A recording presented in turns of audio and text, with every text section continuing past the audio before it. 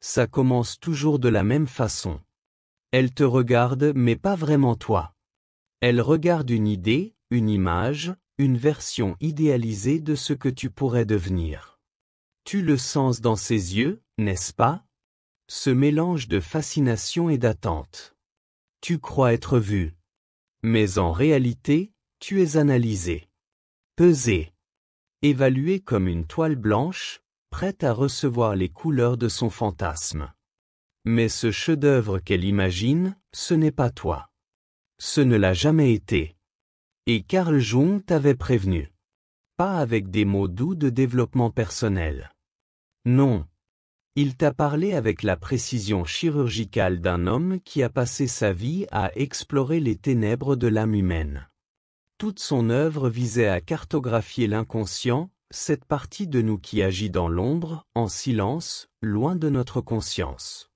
Et dans cette obscurité, il a découvert quelque chose de terrifiant.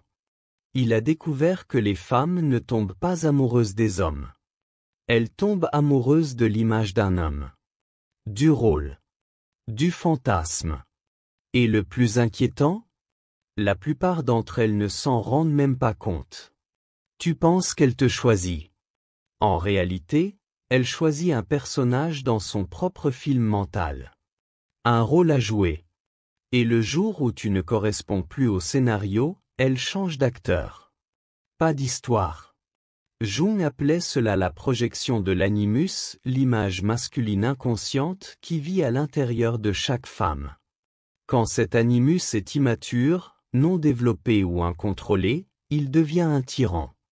Un saboteur invisible.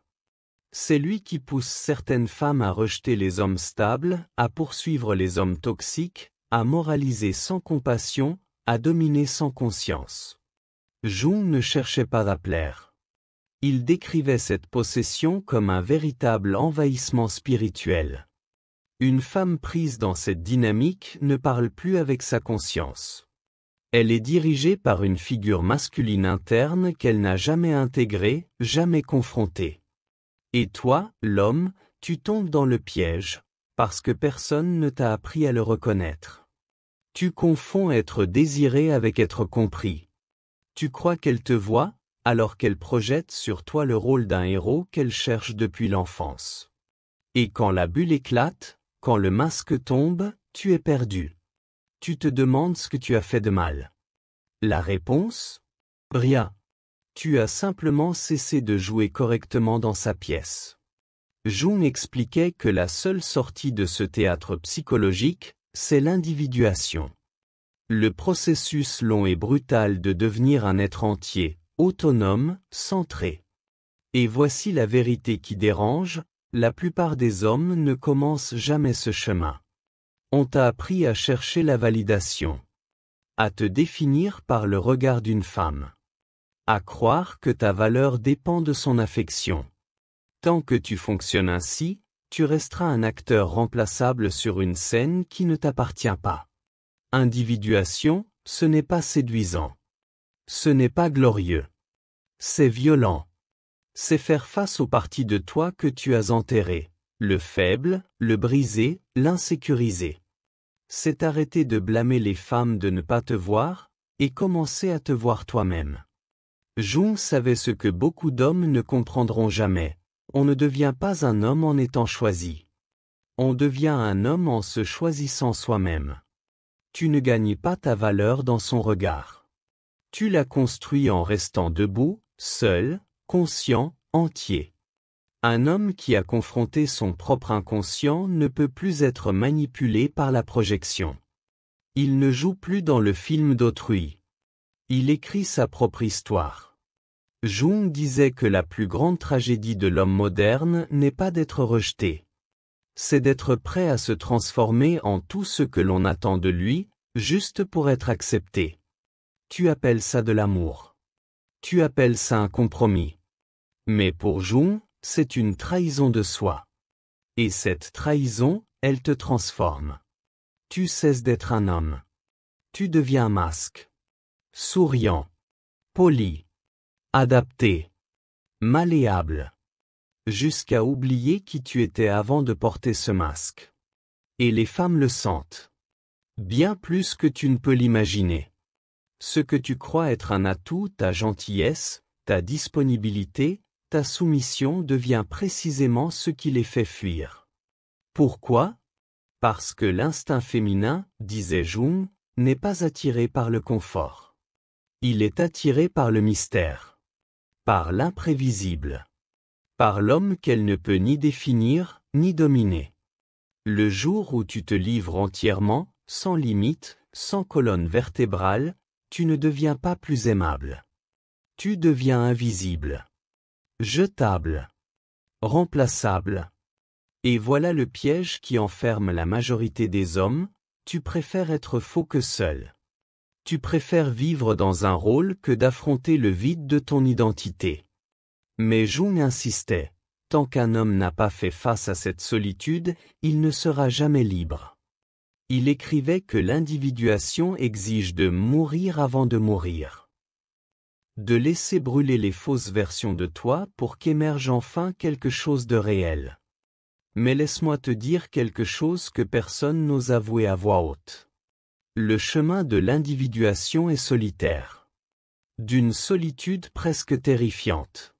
Car plus tu avances, plus tu vois ce que les autres refusent de voir. Tu commences à décoder les jeux, les masques, les rôles. Tu perçois les contradictions dans chaque sourire, les fuites dans chaque regard. Et lorsque tu essaies de partager ce que tu vois, ils te rejettent. Ils te traitent de froid, d'arrogant, de trop sérieux. Ils te désignent comme le problème. Mais tu n'es pas le problème. Tu es le miroir. Et les gens détestent le miroir lorsqu'il reflète une image qu'ils ne veulent pas affronter. Jung connaissait bien cette douleur. Il a passé des décennies à écouter des âmes tétanisées à l'idée d'explorer leur propre ombre, cette partie refoulée, ignorée, rejetée de la psyché. Et il avertissait, les femmes, bien souvent, sont élevées dans des cultures qui leur permettent de fuir cette confrontation. On leur dit qu'elles sont déjà complètes, intuitives, pures, qu'elles n'ont rien à changer. Mais Jung n'y croyait pas. Il affirmait que le plus grand danger pour les femmes, c'était leur animus inconscient. Cette voix intérieure qui parle avec une autorité fausse, une certitude rigide, une supériorité morale illusoire. Une femme qui ne confronte pas cette force intérieure devient son esclave. Elle la projette sur tous les hommes qu'elle croise. Et toi, homme, tu te retrouves à payer le prix d'un combat qu'elle refuse de mener contre elle-même. Tu crois être son sauveur. Tu crois être l'exception. Tu crois que si tu l'aimes suffisamment, si tu donnes assez, si tu prouves ta valeur, elle finira par t'aimer pour qui tu es. Mais ce n'est pas comme ça que la projection fonctionne. Jung disait que la projection est un voleur. Elle vole la réalité et la remplace par une illusion. Et tant que ni les hommes, ni les femmes ne se réveillent de cette illusion, ils répéteront la même tragédie encore et encore. Chacun blâmant l'autre. Aucun ne voyant qu'il danse avec des fantômes. Et c'est là que tout bascule. La femme qui, un jour, t'a vu comme son héros, te verra bientôt comme son ennemi. Pas parce que tu as changé, mais parce que tu n'as pas su incarner le fantasme qu'elle avait projeté sur toi. Et elle ne comprendra même pas pourquoi. Jung appelait cela une trahison psychologique inévitable lorsque chacun refuse de prendre la responsabilité de son propre monde intérieur. Tu ne lui as pas menti. Tu ne l'as pas trahi. Tu as simplement échoué à être le personnage qu'elle avait secrètement écrit dans son esprit. Tu n'étais jamais lui. Et c'est pour cela qu'elle t'en veut. Pas pour tes défauts. Mais pour n'avoir pas incarné le mythe qu'elle ne t'a jamais demandé explicitement de jouer. Jung disait, les gens sont prêts à faire n'importe quoi, même les choses les plus absurdes, pour éviter d'affronter leur âme. Et jamais cela n'est plus vrai que dans les relations amoureuses. Hommes et femmes n'entrent pas dans ces relations en tant qu'êtres entiers. Non. Ils y entrent comme des projections vivantes, traînant derrière eux des peurs non vécues, des besoins non satisfaits, des blessures d'enfance non guéries. Toi, tu appelles ça de l'amour. Jung appelait ça une possession. Et comme un homme hypnotisé, tu continues à marcher dans le piège. Tu crois que cette fois, ce sera différent. Mais rien ne change, car tu n'as pas encore posé la question la plus effrayante qu'un homme puisse se poser. Et si je étais responsable de ce schéma? Tu veux accuser les femmes. Tu veux les appeler manipulatrices, superficielles, inconstantes. Mais Jung, lui, te regarderait droit dans les yeux et te poserait une autre question. Pourquoi as-tu accepté d'être choisi par une femme que tu savais incapable d'aimer réellement? Car voici la vérité que tu dois affronter. L'homme qui refuse de regarder son propre monde intérieur féminin, son anima, sera à jamais esclave de l'animus d'une autre. Tu n'es pas une victime. Tu es involontaire. Tu as choisi d'être l'idiot utile dans son théâtre intérieur. Car affronter ton propre vide te faisait plus peur que de jouer un rôle dans son illusion. Et c'est maintenant que la majorité d'entre vous cesse d'écouter. Car c'est ici que le confort s'effondre, et que commence la responsabilité. Jung ne proposait pas de solution rapide. Pas de méthode en 3 étapes pour devenir un mâle alpha. Il te proposait une guerre. Une guerre contre toi-même. Une descente lente et brutale dans le silence de ton esprit. Jusqu'à ce que l'illusion se fissure. Jusqu'à ce que cette voix intérieure, celle qui te dit que tu n'es rien sans elle, commence à mourir. Et fais-moi confiance, cette voix va se battre. Elle va te dire que tu as besoin d'elle. Que tu n'es pas complet sans validation féminine. Que personne ne peut survivre sans amour. Mais le message de Jung est plus radical. Il chuchote que l'homme qui peut tenir debout sans elle, sans approbation, sans reconnaissance, sans être nécessaire, cet homme-là est enfin libre. Car une fois que tu atteins cette liberté, tu ne deviens pas froid. Tu ne deviens pas distant. Tu deviens réel. Ancré. Vivant. Entier. Et paradoxalement, c'est là que les femmes commencent à être vraiment attirées par toi. Non pas parce que tu as besoin d'elles, mais justement parce que tu n'en as pas besoin. Et ce sourire que tu affiches, ce n'est pas celui de l'indifférence. C'est celui de la compréhension. Tu comprends enfin. Tu vois qu'elle aussi est en chemin. Elle aussi doit affronter son animus. Elle aussi doit se libérer de ses illusions. Mais tu ne peux pas faire ce travail à sa place. Tu ne peux pas la sauver. Tu ne peux que marcher sur ton propre chemin, avec une telle vérité, une telle intégrité, qu'en te voyant, elle se voit. Et dans ce reflet, elle peut choisir, si elle le veut, de se réveiller à elle-même. Mais sache-le, la majorité détournera le regard. Très peu oseront affronter ce miroir. Mais une poignée rare te remerciera en silence. Et c'est là que tu découvriras la différence fondamentale entre être aimé pour le rôle que tu joues et être respecté pour l'homme que tu es devenu. Et ce jour-là, tu remarqueras quelque chose d'étrange. Les gens deviendront nerveux autour de toi. Ils ne sauront pas pourquoi. Mais ils le sentiront. Ta simple présence les bousculera, car tu ne rentreras plus dans les cases. Tu ne seras plus gérable. Tu ne seras plus dans le jeu. Jung avertissait que l'homme individué, celui qui s'est libéré intérieurement, n'est pas célébré par la société. Il est craint. Étiqueté. Mal compris. Trop distant. Trop cérébral. Trop calme. Mais la vérité, c'est que tu es devenu inachetable. Indomptable. Immanipulable. Parce que tu vois. Tu vois à travers les jeux. Tu vois derrière les masques. Et là, c'est presque ironique. Ceux qui réclamaient jadis ton attention, ta validation, ton affection, se mettront à te détester parce que tu n'en as plus besoin. Les femmes, surtout celles encore prisonnières du fantasme du parfait homme, te traiteront de fermé, de distant, d'insensible. Mais ce qu'elles veulent dire, c'est qu'elles ne peuvent plus te contrôler. Tu es descendu de scène. Tu ne lis plus leur script. Et sans script, elles ne savent plus quoi faire de toi. Parce que tu n'es plus un personnage. Tu es un homme. Jung disait un jour que les dieux sont devenus des maladies. Ce que les anciens appelaient possession divine, nous l'appelons aujourd'hui névrose. Et les hommes qui cherchent constamment à être validés sont, selon lui, les plus malades spirituellement.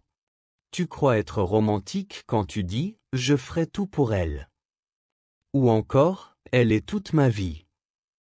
Mais Jung hausserait les épaules et te dirait « ce que tu appelles amour, c'est une fuite. Tu refuses de porter ta propre âme. Tu préfères projeter ton besoin sur une femme, la supplier de porter ta signification, ton espoir, ta destinée. Mais voilà le retournement brutal. Un jour, elle s'en rendra compte. Elle comprendra qu'elle n'a jamais été conçue pour porter ton âme. Et alors, elle la déposera. Elle devra la déposer. Parce qu'aucune femme, aussi aimante soit-elle, ne peut porter le poids d'un homme qui refuse de le porter lui-même. Et quand cela arrivera, tu ressentiras une trahison. Mais tu ne devrais pas. Tu devrais la remercier. Car à cet instant où l'illusion s'effondre, tu te retrouves face à face avec la vérité. Devenir un homme n'a jamais été son travail. C'était le tien. Et là, dans cette clarté nue, tu auras deux choix. Blâmer. T'aigrir. Rejoindre le cœur des hommes en colère qui hurlent contre les femmes, qui se plaignent, qui les évitent. Ou faire ce que Jung exigeait, te tourner vers toi-même. Commencer ce travail long, solitaire, terrifiant mais libérateur. Le travail de l'individuation. De devenir entier, sans avoir besoin de quelqu'un d'autre pour te compléter. Car la femme que tu cherches à l'extérieur est le reflet de la partie de toi que tu as abandonnée à l'intérieur. Tant que tu ne l'intègres pas, chaque relation sera une performance. Chaque amour, une transaction. Chaque connexion, un théâtre. Mais si tu le fais, si tu affrontes ton ombre, si tu réintègres ton anima, alors tu ne courras plus après les femmes. Tu ne joueras plus de rôle. Tu ne chercheras plus à séduire. Tu resteras immobile, ancré dans ton être. Et c'est là que tout change. Tu n'attireras plus celles qui veulent un acteur. Tu attireras celles qui veulent la vérité. Et tu le sauras. Car elle ne te demandera pas de jouer. Elle ne cherchera pas à te façonner. Elle ne tombera pas amoureuse de ton potentiel, mais de ta présence. Elle ne viendra pas à toi comme une déesse, mais comme une femme. Vraie. Nue d'illusion. Prête à marcher à tes côtés. Pas en dessous. Pas au-dessus. Mais avec toi. Pas de masque.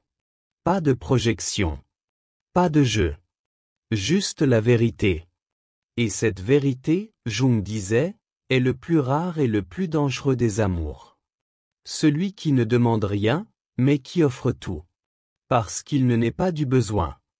Il naît de la liberté. Mais laisse-moi t'avertir. La plupart d'entre vous n'atteindra jamais ce stade. Vous arrêterez avant. Vous choisirez la performance. Vous choisirez le fantasme. Vous choisirez d'être vu plutôt que d'être vrai. Car affronter qui vous êtes, semble toujours trop douloureux. Mais si tu persistes avec courage, avec rage, avec honnêteté, tu finiras par te retrouver. Et à cet instant, tu n'utiliseras plus les femmes pour te définir. Elles ne seront plus ton miroir, ni ton refuge, ni ton échappatoire. Elles deviendront ce qu'elles doivent être, des partenaires. Non des prix. Des alliés. Non des mères. Et tu les aimeras. Pas parce que tu les as besoin. Mais parce que tu les as choisis. Jung ne t'a pas laissé une carte. Il t'a laissé un avertissement. Si tu refuses de te confronter à toi-même, tu deviendras l'esclave des projections des autres, surtout celles des femmes. Mais il t'a aussi laissé un défi, marcher le chemin de l'individuation. Cessez de blâmer. Cessez d'attendre. Cessez de vouloir être choisi. Car l'homme qui se choisit lui-même, pleinement, férocement, sans excuse, est l'homme qui ne peut plus être manipulé. Il ne peut plus être réduit à un rôle. Il devient l'auteur de sa propre vie. Et si tu es allé aussi loin, si ce message a résonné dans un coin de ton âme, alors ne pars pas tout de suite. Ne scrolle pas comme si de rien n'était. Like cette vidéo. Partage-la à un frère qui a encore les yeux fermés. Abonne-toi si tu veux qu'on continue à réveiller les hommes. Un par un,